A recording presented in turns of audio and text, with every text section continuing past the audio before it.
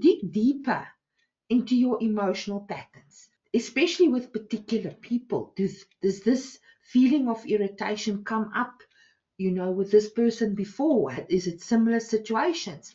Just look at for this repeating pattern. Is there a recurring theme that is triggering this for you?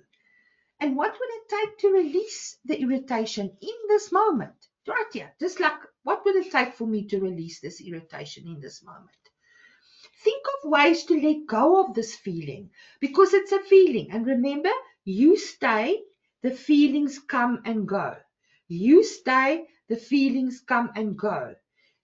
You are the common denominator, but you are the pillar. The one thing that remains constant is you in this experience. So what am I afraid of? What am I avoiding when I feel irritated? Because very often we go into avoiding.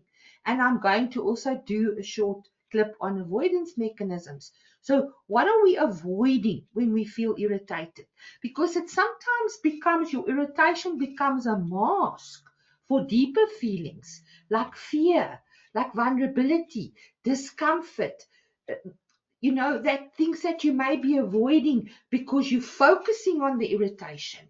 And then you're avoiding things that needs your attention or that could possibly even represent value for you. So from now on going forward, explore the purpose, explore the impact of irritation on your life. What is the underlying message this irritation is communicating to me? How can I rise above it? Because if you're going to look at your problems as huge, towering things above you, then you're going to feel very small here at the bottom.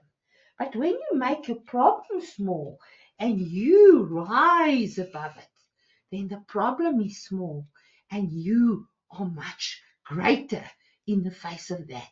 And I can assure you that your irritation will also significantly reduce.